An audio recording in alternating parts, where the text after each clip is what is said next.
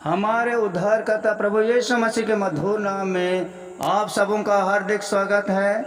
आइए आज हम दाऊद और जोनाथन के मित्रता की विशेषता का मनन करेंगे।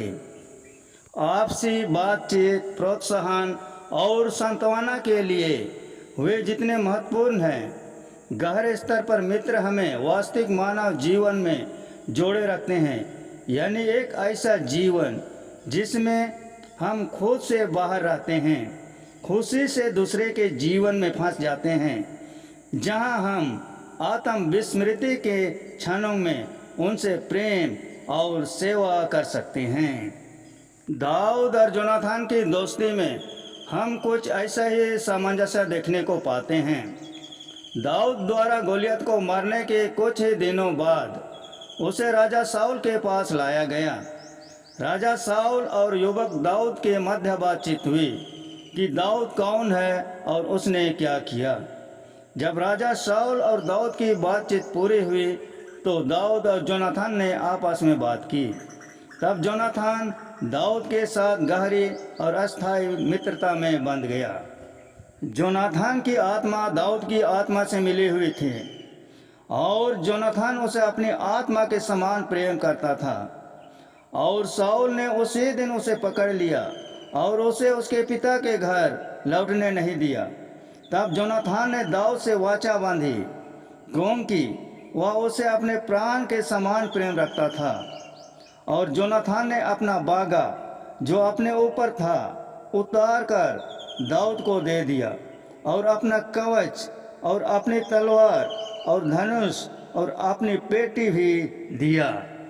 बाद में युद्ध के दौरान जोनाथन और उसके पिता साउल की युद्ध भूमि में मृत्यु के पश्चात दाऊद ने एक विलाप गीत गाया, जिसमें उसने अपने मित्र के बारे में कहा, हे मेरे भाई जोनाथन, मैं तेरे कारण व्यथित हूँ।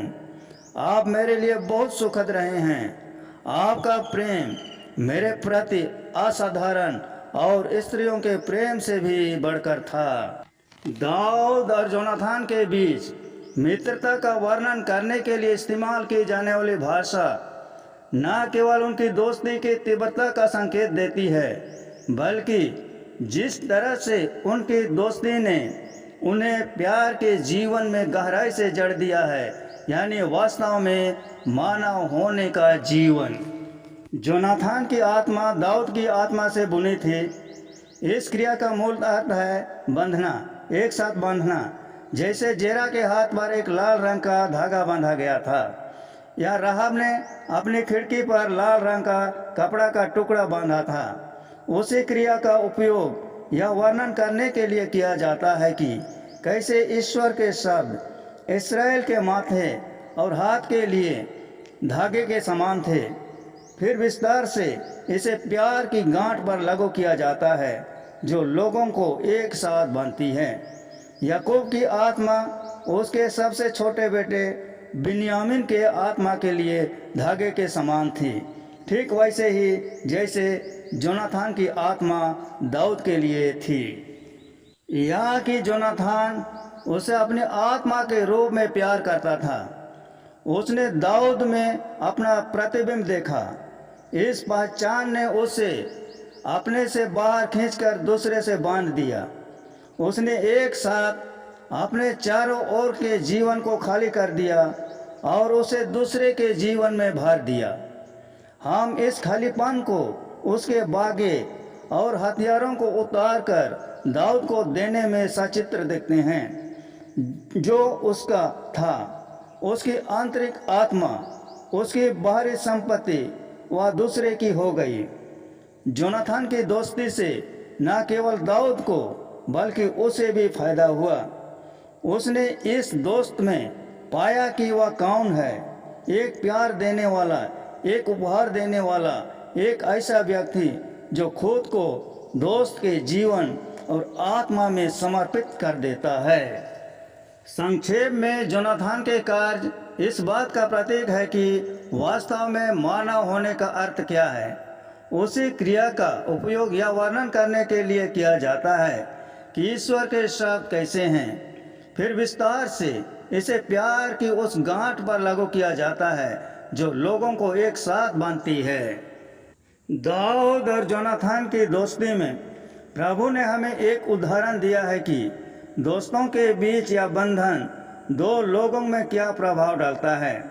दाऊद के विलाप के शब्द जोनाथन के कार्यों को प्रतिध्वनित और सुदृढ़ करते हैं।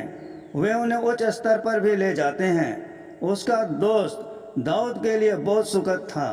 इस शब्द की जड़ व्युत्पत्ति का उपयोग सुंदरता, अच्छाई और दयालुता का वर्णन करने के लिए किया जाता है। उन्हें इस्राएल के परमेश्वर पर लागू किया जाता है।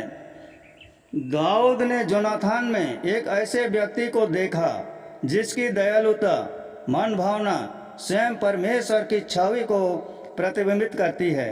इसके अलावा जोनाथन का प्रेम उसके लिए असाधारण था। इस मूल का उपयोग आमतौर पर उन चमत्कारिक दिव्य कृत्यों का वर्णन करने के लिए किया जाता है जो समझने या समझाने की हमारी क्षमता से परे हैं। दाऊद कहता है, यह प्यार महिलाओं के प्यार से भी बड़ा था। एक महिला का एक पुरुष के लिए या एक पुरुष का एक महिला के लिए प्यार एक असाधारण उपहार है। इसे अक्सर ईश्वर और उसके लोगों के बीच प्रेम के दर्पण के रूप में रखा जाता है। हालांकि जोनाथन और दाऊद के मामले में उनके बीच प्रेम का बंधन एक पुरुष और महिला के बीच मौजूद प्रेम संबंध से भी अधिक बढ़कर था। यह दैवीय कार्यों की तरह था, आश्चर्यजनक, अद्भुत और असाधारण, सारी उम्मीदों से बढ़कर। इस प्रकार मित्रों का यह प्रेम अपने लोगों के प्रति परमेश्वर के प्रेम को और भी अधिक निकटता से प्रतिबिंबित करता है। वास्तव में यह ईश्वर की ओर से एक उपहार था जिसे दाऊद और जोनाथन को अपनी मित्रता में इस्राएल के लिए यहोवा के दिव्य प्रेम के सांसारिक प्रतिबिंब का अनुभव करने में सक्षम बनाने के लिए डिजाइन किया गया था। और साथ ही यह उनके लिए एक उपहार था ताकि वे प्रेम देने वाले और प्रेम प्राप्त करने वाले के रूप में विकसित हो सके। उन्हें प्रेम करने वाले ईश्वर की छवि में तैयार किए गए थे। दाऊद ने जोनाथन में ऐसे व्यक्ति को देखा जिसकी दयालुता और मन भावना स्वयं परमेश्वर की छवि को प्रतिबिंबित करती थी। इसके अलावा जोनाथन का उसके प्रति प्रेम असाधारण था। इसलिए दाऊद और जोनाथन की दोस्ती में प्रभु ने हमें एक उदाहरण दिया है कि दोस्तों के बीच का यह बंधन दो लोगों में क्या प्रभाव डालता है। वे एक साथ ऐसे बंधे हैं कि एक की आत्मा दूसरे की आत्मा का दर्पण बन जाती है। यह प्रतिबिंब हमें स्वयं से बाहर खींचता है। यह हमें दिखाता है कि हम वास्तव में कौन हैं और दूसरे के प्रेम के स्वागत में हम ईश्वर के प्रेम को देखते हैं। हमारे उद्धारकर्ता प्रभु यीशु मसीह इन बातों पर हमें बहुत ऐसे आशीष प्रदान करे। दोस्तों, यह कहानी आप सबों को कैसी लगी? अच्छी लगी तो इस वीडियो को अपने दोस्तों को अधिक से अधिक शेयर करें, लाइक करें और चैनल को सब्सक्राइब जरूर कर दें। धन्यवाद।